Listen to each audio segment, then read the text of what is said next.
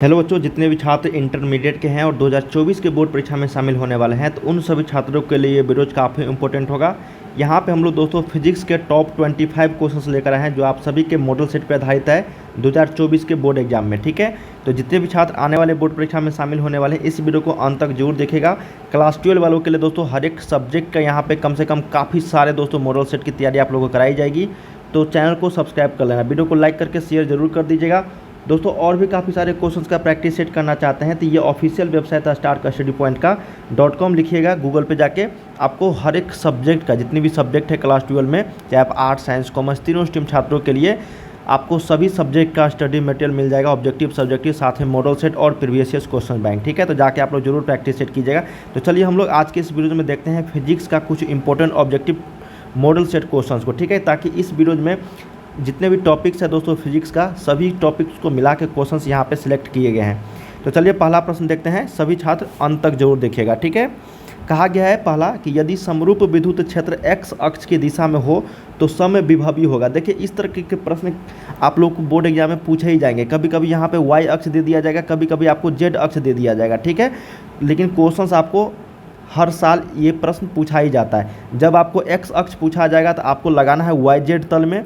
ठीक है, y अक्ष पूछा जाएगा तब आप लोग को लगाना है xz तल में, और z अक्ष पूछा जाएगा तब आपको लगाना है xy तल में। ठीक है, तो यहाँ पे पूछा क्या गया था, यदि समरूप विद्युत क्षेत्र x अक्ष की दिशा में होती है तो समविभवी जो होगा इस पे इक्विपोटेंशियल सरफेस जो होगा वो yz तल में होगा। क्या होगा, yz प्लेन में। तो सही उत्तर एक का सी के साथ चलेंगे। ठीक है, चलिए अगला प्रश्न देखते हैं। सेकेंड नंबर कहा गया कि एक रेडियो एक्टिव तत्व की अर्ध आयु 1600 वर्ष है तो इसकी माध्यमिक आयु क्या होगी, मतलब एवरेज लाइफ या फिर एवरेज एज पूछा गया है।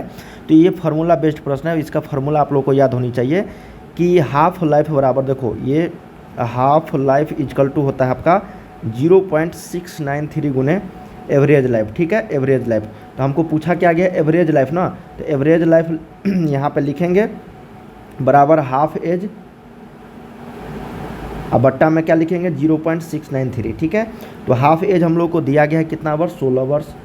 इसमें भाग दे देंगे हम लोग किससे, तो 0.693 से तो आएगा ये 2308 पॉइंट कुछ समथिंग आएगा। तो इसको हम लोग लिख सकते हैं 2309। क्या लिख सकते हैं, 2309 वर्ष। ऑप्शन नंबर 2 का क्या हो जाएगा ए। ये फार्मूला बेस्ड प्रश्न था। इस तरीके के प्रश्न आप सभी के एग्जाम्स में एक न एक पूछे जाते हैं। चलिए थर्ड नंबर प्रश्न देखते हैं। कहा गया है आपका कि किसी अर्धचालक का, देखिए किसी सेमीकंडक्टर का तापमान गुणांक, जो गुणांक का मान क्या होता है, देखिए the temperature coefficient of semiconductor is तो किसी भी अर्धचालक पदार्थ का तापमान गुणांक जो होगा वो हमेशा क्या होगा, ऋणात्मक में होगा। क्या होगा, नेगेटिव होगा। तो सही उत्तर 3 का क्या हो जाएगा यहाँ पे बी। ऑप्शन नंबर 3 का बी। ठीक है, इसको याद रखिएगा। फोर्थ नंबर है कि लेजर क्रिया के लिए क्या क्या आवश्यक होता है। देखिए लेजर क्रिया के लिए लेजर एक्शन नीड्स उच्च ताप हाई टेम्परेचर या फिर सेमीकंडक्टर या फिर उच्च दाब या फिर पॉपुलेशन इन्वर्सन संख्या परिवर्तन। देखिए लेजर प्रक्रिया के लिए आवश्यक है संख्या परिवर्तन। क्या है, संख्या परिवर्तन। इस प्रश्न को स्टार लगा लो, ये प्रश्न रिपीटेड प्रश्न है, जब भी पूछा जाएगा सेम टू सेम हूबहू पूछ दिया जाएगा। 5 नंबर प्रश्न देखते हैं। कहा गया कि ट्रांसफार्मर के क्रोड को परतदार किस लिए रखा जाता है। ट्रांसफार्मर के क्रोड को परतदार किस लिए रखा जाता है, ऊर्जा क्षय कम करने के लिए, मात्रा क्षय कम करने के लिए, या फिर आवेश क्षय कम करने के लिए, या फिर इनमें से कोई नहीं। देखिए एनर्जी लॉस के लिए, मास लॉस के लिए, चार्ज लॉस के लिए, या फिर नॉन ऑफ दिस। देखिए ट्रांसफार्मर के कोर जो होता है उसको परतदार इसलिए रखा जाता है ताकि ऊर्जा को टू रिड्यूस एनर्जी लॉस। ठीक है, मतलब ऊर्जा क्षय कम करने के लिए क्रोड को परतदार बनाया जाता है। ठीक है, रखा जाता है। ऑप्शन नंबर क्या हो जाएगा 5 का ए। इसको याद रखिएगा, ऊर्जा क्षय के लिए। ठीक है, ऊर्जा क्षय कम करने के लिए ट्रांसफार्मर के क्रोड को परतदार बनाया जाता है। अगला प्रश्न 6 नंबर। कहा गया कि इलेक्ट्रॉन प्रोटॉन एवं न्यूट्रॉन के लिए कौन सी राशि समान है। देखिए इलेक्ट्रॉन प्रोटॉन एवं न्यूट्रॉन के लिए जो राशि समान होगी वो कौन सा राशि यहाँ पे समान है, द्रव्यमान, आवेश, संवेग या फिर ऊर्जा। तो वो है आपका मोमेंटम। क्या है, मोमेंटम, संवेग। संवेग जो है वो तीनों के लिए यहाँ पे क्या है, समान है। ऑप्शन नंबर 6 का सी के साथ चलेंगे, मोमेंटम। चलिए 7 नंबर प्रश्न देखते हैं कि नाभिकी की खोज किसने किया था। देखिए न्यूक्लियस का खोज किसके द्वारा किया गया था, यही प्रश्न है। तो ये भी इस तरह के प्रश्न भी पूछ दिए जाते हैं। तो ये रदरफोर्ड जी के द्वारा यहाँ पे अर्नेस्ट रदरफोर्ड के द्वारा ये किया गया था नाभिकी की खोज। तो 7 का उत्तर सी हो जाएगा। चलिए 8 नंबर देखते हैं कि निम्नलिखित में से कौन सा कण विद्युतीय एवं चुंबकीय क्षेत्र एक साथ एक ही समय रहने पर अचर वेग से किया जा सकता है, अचर वेग से जा सकता है। निम्नलिखित में से कौन सा कण विद्युत एवं चुंबकीय, देखो इलेक्ट्रिक एंड मैग्नेटिक दोनों फील्ड के लिए बताया गया कि एक ही समय में एक साथ रहने पर अचर वेग से जा सकता है, इलेक्ट्रॉन, प्रोटॉन, फोटोन या फिर ये सभी। तो वो होता है आपका फोटोन। क्या होता है? फोटोन। ऑप्शन नंबर 8 का सी यहाँ पे राइट हो जाएगी। 9 नंबर, निम्नलिखित में से कौन सी घटना प्रकाश के कण प्रकृति को प्रदर्शित करता है? तो उस घटना को हम लोग बोलते हैं दोस्तों प्रकाश विद्युत प्रभाव, फोटो इलेक्ट्रिक इफेक्ट। क्या बोलते हैं? Photo electric effect. ठीक है, ये किसके द्वारा दिया गया था? तो लेनिन के द्वारा, सॉरी लेनिन नहीं, वो न्यूटन के द्वारा। ठीक है, ऑप्शन नंबर यहाँ पे बी हो जाएगा। अगला देख लेते हैं कि पतले प्रिज्म द्वारा न्यूनतम विचलन का कोण होता है। ये फॉर्मूला है, पतले प्रिज्म द्वारा न्यूनतम विचलन का जो मान होगा, कोण होगा, वो कितना होगा? तो ये होगा μ-1 इंटू ए। क्या होगा? μ-1 इंटू ए। 10 का यहाँ पे सही उत्तर सी हो जाएगा। 11 नंबर देखते हैं, कहा गया कि कांच के समानांतर सतह की पट्टी का फोकस दूरी होता है। देखिए कांच के समानांतर सतह की पट्टी का फोकस दूरी जो होगा वो क्या होगा? तो अनंत होता है। क्या होता है? इनफाइनाइट। ऑप्शन नंबर यहाँ पे बी के साथ चलेंगे, अनंत होगा। चलिए 12 नंबर देखते हैं, कहा गया कि हीरा के लिए क्रांति कोण जो होता है वो कितना होगा? देखिए ग्लास का पूछा जा सकता है, पानी का पूछा जा सकता है, हीरा का पूछा जा सकता है। यहाँ पे हीरा का पूछा गया है, तो हीरा के लिए क्रांति कोण जो होता है वो 24.41 डिग्री होता है। क्या होता है? 24.41 डिग्री। ठीक है, जैसे हीरा के लिए हो गया 24.41 डिग्री, उसी तरीके से यहाँ पे अगर पूछ दिया जाएगा आप लोगों को कि जल वायु के लिए कितना होगा, तो देखिए जल के लिए होता है 48.75, ये आपका जल के लिए हो गया। ठीक है, अगर ग्लास के लिए पूछ दिया जाए कांच के लिए, तो ये होता है आपका 41.14। क्या होता है? 41.14।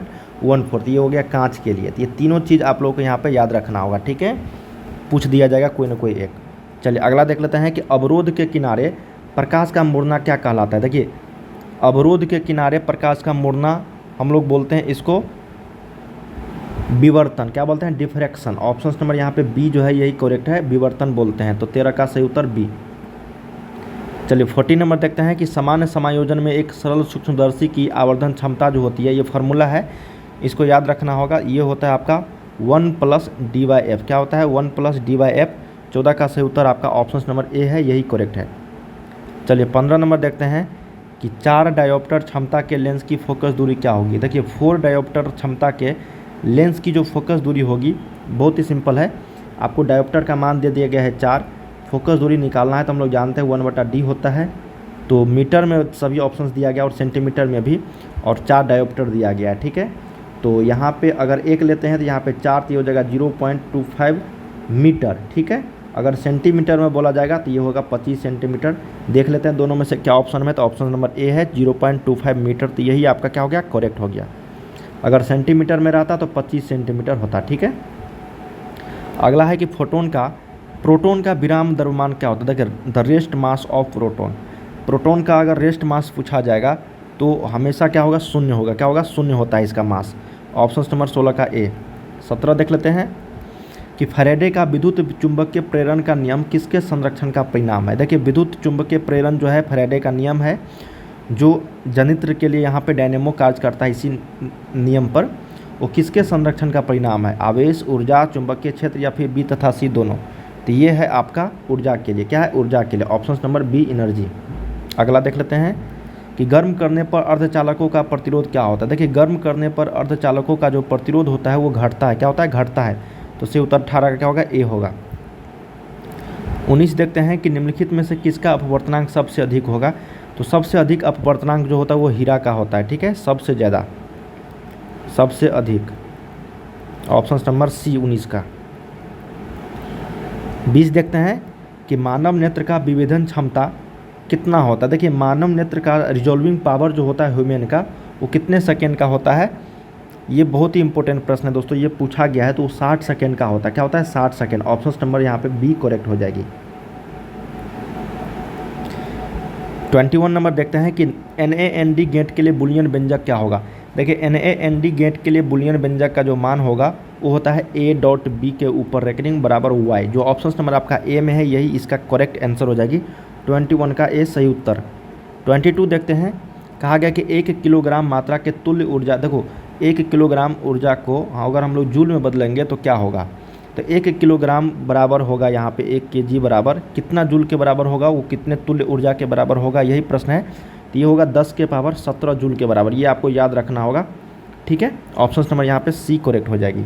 23 नंबर देखते हैं कि सूर्य की ऊर्जा का कारण क्या है। देखिए सूर्य की जो प्रकाश आता है वो नाभिकीय विकिरण के माध्यम से आती है, ठीक है, लेकिन सूर्य की जो ऊर्जा का कारण है उसमें नाभिकीय विखंडन या फिर संलयन या फिर गैसों का जलना या फिर इनमें से कोई नहीं।